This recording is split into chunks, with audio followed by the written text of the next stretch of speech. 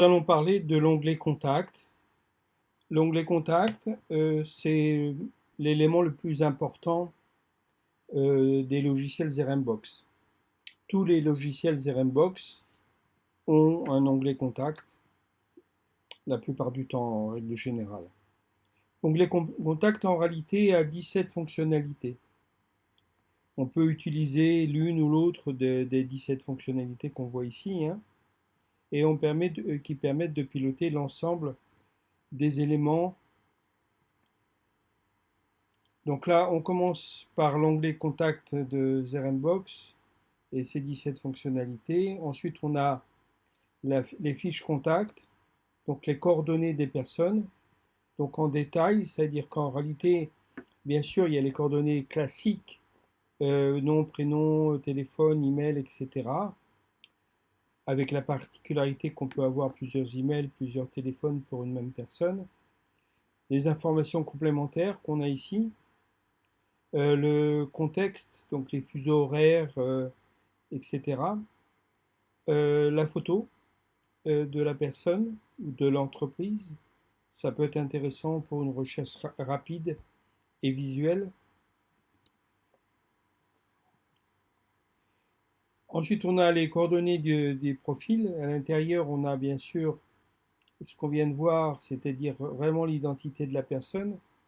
Et on va voir après les custom values, qui sont la possibilité d'avoir des champs personnalisés.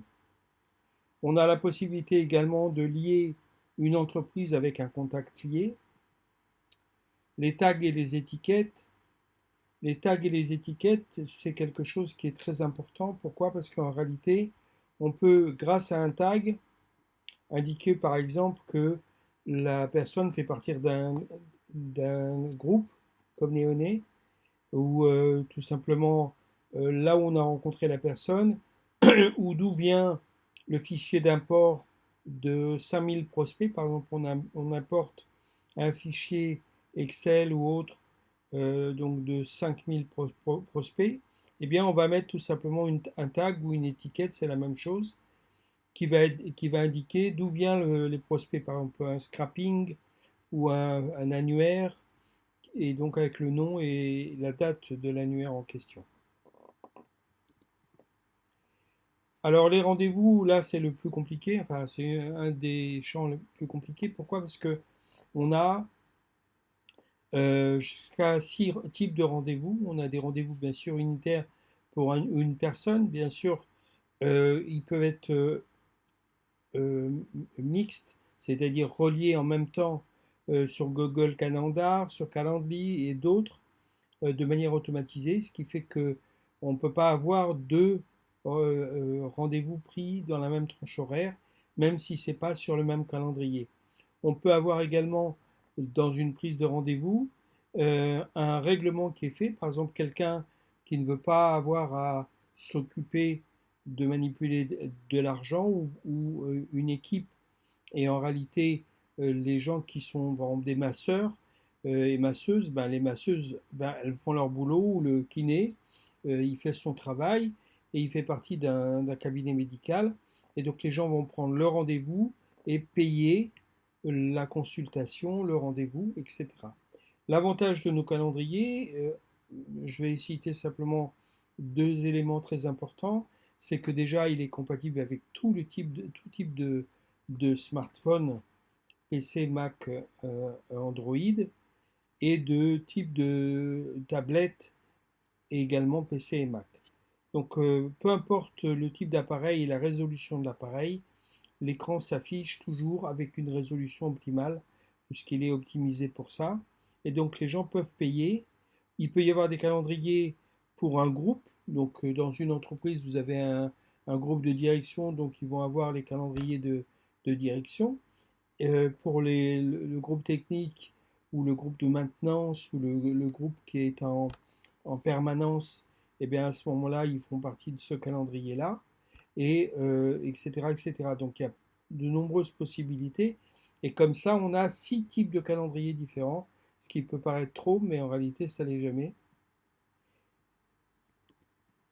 Voilà. Ensuite, vous pouvez avoir bien sûr les pipelines Euh, j'ai évoqué à un autre moment la différence entre un pipeline et un tunnel de vente. Je ne vais pas les évoquer là, mais lors de ma prochaine réunion, je les évoquerai. Alors, on a les deals en cours, les valeurs, c'est-à-dire qu'en réalité, on a une personne qui est au démarrage, c'est un lead, et après, il passe d'une étape à l'autre. En fonction de, par exemple, il a reçu un SMS, bah, il est passé de l'opportunité d'être un lead à l'opportunité d'avoir reçu un SMS. Après une troisième opportunité, il a reçu un email, une quatrième opportunité, il a réglé quelque chose. Une cinquième opportunité, par exemple, il va avoir signé un contrat. Une septième opportunité, il sort en réalité de l'opportunité pour aller dans un check-out et faire un règlement. Voilà, c'est un exemple qu'on peut imaginer de pipeline classique. Les notes et les tâches. Alors les notes, c'est des choses qui sont principalement internes, donc qui ne sont pas vues par les clients ou les patients ou les prospects. Les notes sont jamais imprimées, donc en aucun cas on imprime une note. Et les tâches à faire, ben, c'est par exemple vous appelez un prospect, il vous dit je ne suis pas libre maintenant, mais rappelez-moi mercredi à 14 heures. À ce moment-là, vous rajoutez une tâche à faire. Et quand vous ouvrez votre ordinateur le mercredi matin, il vous affiche attention, rappelle-toi, tu as un rendez-vous à 14 heures avec monsieur Intel. Donc, bien sûr, elles sont redatées, on sait qu'elle est attribuée à une personne, etc., etc. Donc, si par exemple, il y a quelqu'un qui s'occupe de la prise de rendez-vous et qu'obtient un rendez-vous et que la personne, elle veut directement passer au closer et donc à l'achat, à ce moment-là, la tâche à faire va être créée par Muriel, par exemple, et Muriel va prendre le rendez-vous pour Alex. Et donc Alex va retrouver une tâche qui a été faite par Muriel. Et à ce moment-là, il sait qu'il doit closer et rappeler la personne. Un rendez-vous a été pris pour lui. Et il ne pourra pas prendre un rendez-vous dans la même tranche horaire, puisque bien, ça fonctionne de manière intelligente. Alors, les conversations, tous canaux. Alors, bien sûr, vous avez les emails, les SMS, les WhatsApp, le chat. Le chat, on le retrouve dans les euh, pages, soit landing page, soit site internet, etc. Donc, on a la possibilité d'avoir un chat direct. Pourquoi? Parce qu'on a une application et l'application reçoit la demande du chat. Ce qui fait qu'en réalité, si vous avez votre téléphone près de vous et quelqu'un pose une question sur le site internet par exemple, eh bien, il va arriver directement dans votre téléphone. L'application va afficher la notification en haut du téléphone, même l'application fermée, et à ce moment-là, vous cliquez dessus, vous pouvez répondre directement à la personne et échanger comme ça. Les réseaux sociaux, donc lorsqu'on a une personne qui est sur Facebook, sur Messenger, sur Instagram ou un DM, donc peu importe d'où vient la conversation, elle va en premier lieu créer le contact, que le contact il soit connu ou inconnu. Qu'est-ce que ça veut dire? Ça veut dire que si le contact est inconnu, par exemple il est sur Facebook, eh bien, vous allez avoir des informations qui sont données par Facebook, mais on n'a pas forcément le nom, ça dépend comment la configuration qui a été faite.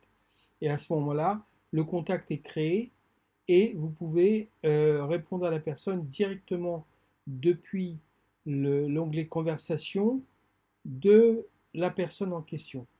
Et donc toutes les conversations sont enregistrées au même endroit. Si on utilise la partie téléphonique, puisque le logiciel permet d'utiliser une partie téléphonique, eh bien, même avec plusieurs lignes téléphoniques pour un groupe, à ce moment-là, les communications téléphoniques sont inscrites à l'intérieur au niveau de l'audio et au niveau de la retranscription, si c'est demandé. À ce moment-là, sous forme de texte, la conversation apparaît. Également pour WhatsApp, les échanges WhatsApp apparaissent directement dans la conversation du prospect en question. On a un historique à 360 degrés, puisque vous avez, bien sûr, comme je l'ai évoqué tout à l'heure, les emails. Et dans les emails, ici, on a l'information qui, on sait si l'email a été envoyé, on sait si l'email a été reçu, on sait si l'email a été ouvert, on sait si l'email a été cliqué. Si à l'intérieur du corps de l'email, on a un bouton, à ce moment-là, par exemple, s'il y a marqué cliquer ici avec un bouton, la personne, si elle clique à l'intérieur de l'email, on le sait aussi. Donc ça évite tous les personnes qui sont mal, disons, pas sympathiques, qui vont vous dire j'ai pas reçu.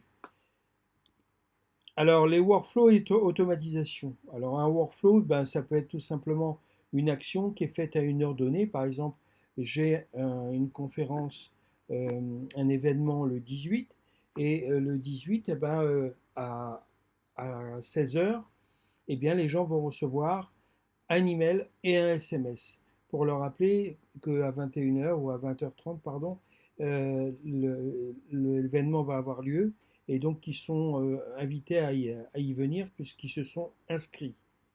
Voilà. Alors le journal d'activité, il est très important puisqu'en réalité c'est le nerf de la guerre. Comme on l'a dit, on a parlé des SMS, des emails. Le parcours web, c'est-à-dire en réalité d'où il vient. Le prospect a saisi un formulaire, on sait d'où il vient. Le prospect a posé une question sur le site web, on sait d'où il vient. Le prospect a rempli un formulaire XY à tel endroit sur Facebook ou ailleurs, on sait d'où il vient. Donc ça c'est important. Et le changement de statut, donc en fonction des étapes et du tag ou étiquette, que le prospect peut changer. Il peut changer de tag. Il peut avoir, par exemple, à un moment donné, euh, contrat envoyé, par exemple, et le contrat envoyé va être supprimé, donc il va devenir invisible, et il va être remplacé par contrat signé. À ce moment-là, juste d'un coup d'œil sur les tags de la personne, vous savez qu'elle a signé son contrat. Le contrat envoyé n'a plus d'intérêt et il est caché, il est supprimé. Voilà. Donc on a une évolution, on a des clients qui ont des grands tableaux de bord, et sur ces tableaux de bord, ben, ils ont les différents stades d'évolution. On n'est pas limité en nombre de stades que peuvent prendre un prospect en fonction de leur façon de travailler. Les documents et contrats sont gérés avec une signature intégrée. Ok. Euh, il peut y avoir plusieurs façons de faire. Vous envoyez un contrat à quelqu'un, il le signe, il va déposer ses initiales et il va valider la date.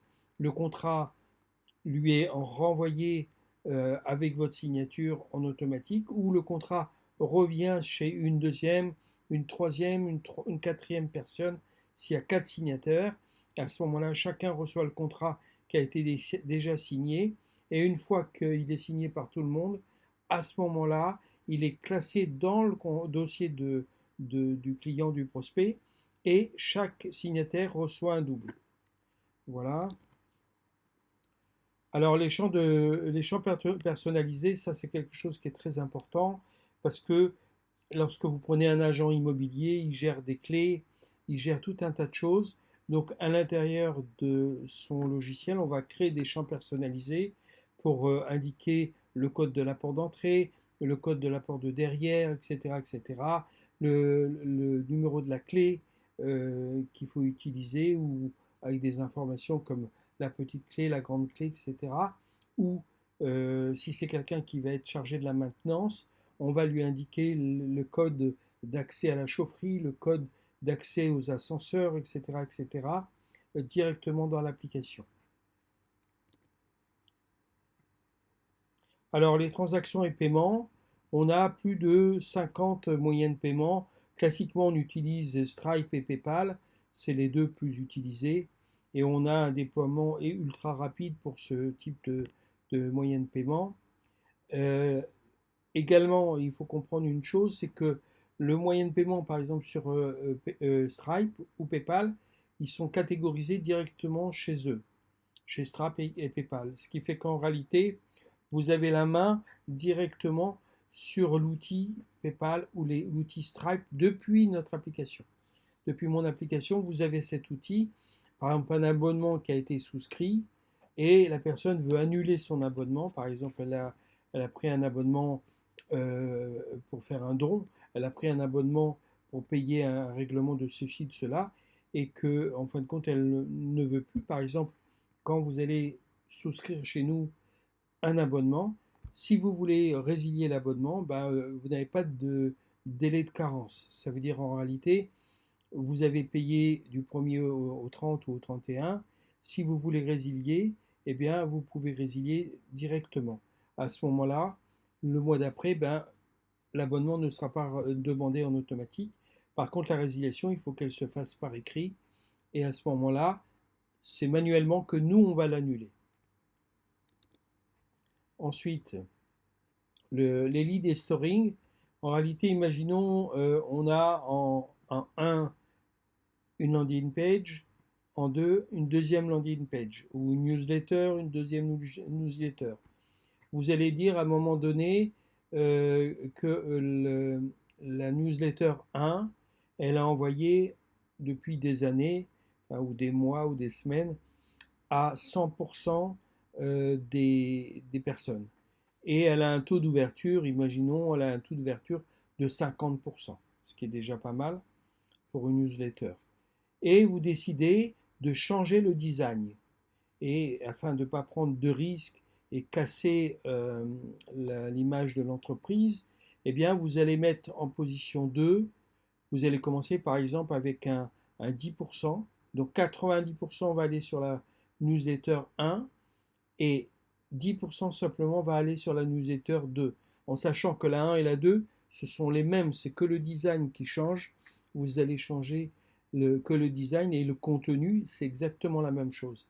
Et vous allez constater que par exemple la 1, elle a un taux d'ouverture, et la 2, elle a un taux d'ouverture, vous faites une règle de 3, et vous dites tiens, je vais passer à 40%, après à 50%, et vous voyez que les gens ouvrent plus la 2 que la 1, donc votre idée de changer le design marche. Et donc à un moment donné, vous allez dire, OK, je mets 100% sur la 2 et bien sûr 0 sur la 1. Et carrément, vous allez supprimer le design de la newsletter 1. Et comme ça, vous faites un changement intelligent sans perte de flux de closing. Alors les attributions et ressources, on les a évoquées légèrement. Par exemple, vous allez importer un fichier, eh bien on sait que la source, eh ben, c'est le fichier qui vient de telle source. Ok, justement. La source, elle vient d'un formulaire qui se trouve sur le site internet. Eh bien, ça vient de là. La source, ça vient d'un lien de paiement que vous avez envoyé à la personne. Eh bien, c'est la source. Et l'attribution, c'est à qui vous l'attribuez. Donc, à quelle personne du staff vous attribuez ce prospect? Est-ce que vous l'attribuez à tout le monde et donc tous les leads qui arrivent sont pour tout le monde ou ils sont catégorisés pour une personne ou deux personnes ou trois personnes données? Alors, pour être conforme avec le RGPG, eh bien, on a le DND. La seule chose, c'est que chez nous, on a le DND poussé. Qu'est-ce que ça veut dire le DND poussé? Ça veut dire qu'en réalité, c'est pas vous vous désinscrivez tout simplement. Si vous recevez une newsletter et vous indiquez que vous voulez vous désinscrire, eh bien vous allez être désinscrit de l'envoi d'email. Si vous voulez vous désinscrire ou ne pas déranger ou se désengager comme vous voulez, eh bien sur un SMS, il y a marqué stop, tapez stop, à ce moment-là vous renvoyez un SMS et vous écrivez stop, et à ce moment-là, le DND SMS va se mettre en branle. Ça veut dire que là, vous pouvez envoyer des emails à la personne, mais pas de SMS. Donc en réalité, on a des possibilités de pouvoir fonctionner d'une certaine manière. Ensuite, les DND ne suppriment pas la fiche de la personne. Okay, ils sont conservés pendant un certain temps, conforme à la loi, et pendant ce temps-là, vous pouvez envoyer des messages quand même à la personne en lui demandant pourquoi elle se désinscrit, par exemple, ça c'est pas interdit, afin de pouvoir récupérer la personne. Des fois, les gens ont cliqué par erreur. Je continue. Alors, les cours et les espaces membres. On a la possibilité à l'intérieur de Zerenbox de pouvoir diffuser des cours, soit en ligne directe, soit des cours qui sont préenregistrés que les gens vont regarder. Et ils peuvent avoir un espace membre avec un blog où directement les questions sont posées par les élèves et soit le professeur répond, soit c'est les autres élèves qui peuvent aider les gens qui viennent d'arriver. Ok, sous un fonctionnement d'un vrai blog et donc ils peuvent se parler entre eux. Voilà. Alors les actions en masse, on en a parlé, c'est par exemple l'exportation d'un CSV. Si par exemple vous voulez exporter une catégorie de clients qui ont eu un tag par exemple ou une étiquette parce qu'ils sont venus à ma conférence du 18, c'est dans quelques jours.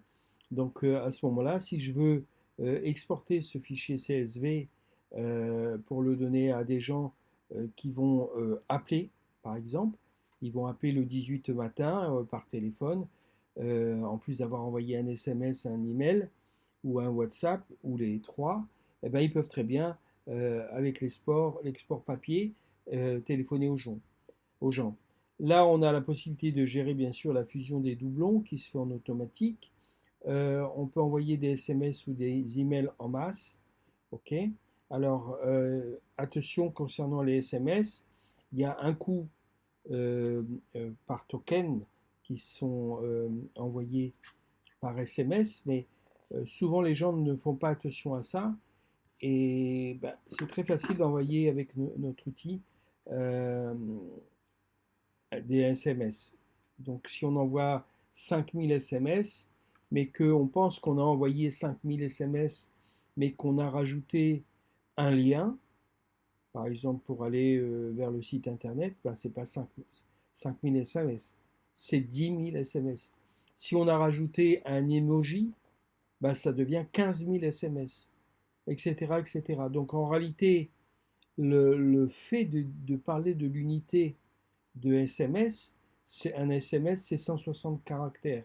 Si vous envoyez un SMS de 300, eh ben, vous avez envoyé 2 SMS, même s'il n'y a pas d'emoji, même s'il n'y a pas de lien, etc., etc. Donc il faut bien faire attention. Il y a des outils, on fournit à nos clients un outil qui permet, ou deux outils, il en existe plusieurs, qui permet de mettre le message tel que vous voulez l'envoyer. Et là, ça vous dit, ça fait 5 SMS ou 10 SMS.